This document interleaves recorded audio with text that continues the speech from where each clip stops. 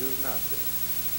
This is why this household is a little more to your household is an absolute temple of God where his word emanates out of that household by the way you keep your line up, the way they don't, I'm saying again, they don't hear no cussing and clowning out there. If they knock on your door, you greet them warmly because you know a soft answer turns away wrath. But don't greet the door open. What y'all come bother me for? Then you done got somebody, hey, I'm so crazy. That may not be you. But then, hey, the greatest gift you can have is a good neighbor, one that'll watch your stuff while you gone.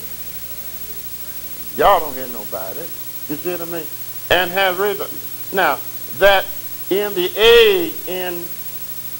ages to come, I want you to underline this, he might show the exceeding riches of his grace in his kindness towards us through Christ Jesus. And you understand that Christ is the anointed one.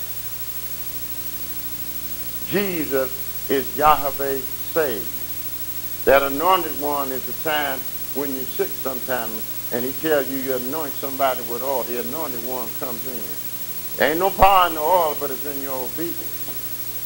And then whatever else, and after the anointing one kind of talk with brother Yahweh said, you're going to heal them now. They understand. Bang, done. Y'all done. Why? He said, now all this wasn't done because you come to church every week. It's done by grace. Because there's not a person in here has done something wrong this week. For by grace. I said, for by grace. Unmerited favor are you saved. But how are you saved? Through faith. Remember, you were in the household of faith first. When you accepted it by faith, you moved into the household of God. Now you're operating in the full essence of what God wants you to do. And we'll throw that away very easily. Because we want to do it my way. And that not of what? Yourself. Understand that whatever you're doing is not by your power. No. It is what? The gift of your Creator, God. Whatever you are, whoever you are. Remember, he told you your spirit is the intellect of your soul. You go over and in Ecclesiastes 12, around 16, he said, the minute you die, and us, if he don't tell you, we're all going to die. Your body goes back to the ground from whence it came, and your spirit goes back to God who gave you. So everything you are, how you look, if it was all, now we do mess up some things, and we've gone off on our own, but if you have, just repent. Now, some of us we might have a little money, might have a whole bunch of degrees, but let's say what God says. It says, not of works, not of anything you've done. Whatever you are, whoever you are, however you are, it may not mean you've done anything wrong. It's just the conditions of this world, because you got them other folks out there thinking they know more than God, and they messing with stuff they ain't got no business messing with.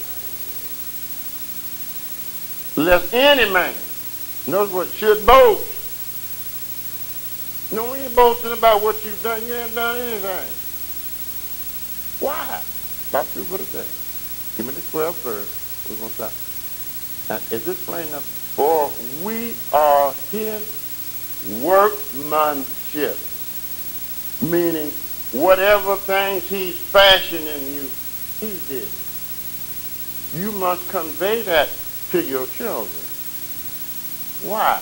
Because most sibling rivalry, according to the world, oh, that's just sibling. No. It's because they don't understand. If you had nothing to do with it, neither did they. If one of the siblings may be a little more gifted than the other, instead of you getting kicked off about it, rejoice in it. Because if God bless them, that means they're going to bless you. And whatever it is, if you start envying what they're doing, you can't see what you can do. Do you realize most folks say, well, why are these savants come? I can't explain it, but notice one thing. They are incredibly gifted. Some play piano. Some play sculpture. Some have phenomenal memory. Science tried to explain it. No. It's like when the disciple came along, said, this blind man, who sinned? His mother or father? He said, no one sinned. He's like that so that God can show forth his glory. And the greatest witness for God is someone who might be, quote, quote, disabled by our standards, but when they can smile and rejoice, there's a whole lot about ourselves. I'm about through, y'all. I'm about through. We are his workmanship. How we created in Christ Jesus, but how we created for unto good works. I can't tell you what your good work is. I do the best I can to figure out, man, all I can tell you what the words say. And some of us know God wants us to do things, but we get scared.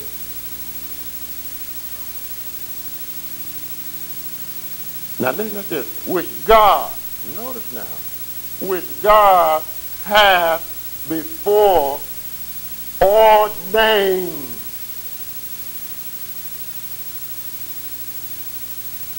Just like he told Jeremiah, I knew you before you came forth from your mother's womb. And what he said, and I ordained you to be a prophet. Now what is he talking about? He's ordained that we should walk in them. What? Good work. What is the best work we can do? Walk in his word. Walk in his word. Even in the last part of you don't have to change the turn there, of Luke 1. The last, which is the 80th verse. And the child grew and waxed strong in the spirit, and was in the desert till the day of his showing unto Yah Israel. His day. I had to read that, and that's why I held it, for I'm close with that. I understand. What did he promise? I'm going to give you a day. Did the same thing with Jesus. Until his day. Did you hear that? Until the day of his showing unto Yah Israel. At 12 years old, he was confounding the doctrine. Don't say we can't do it.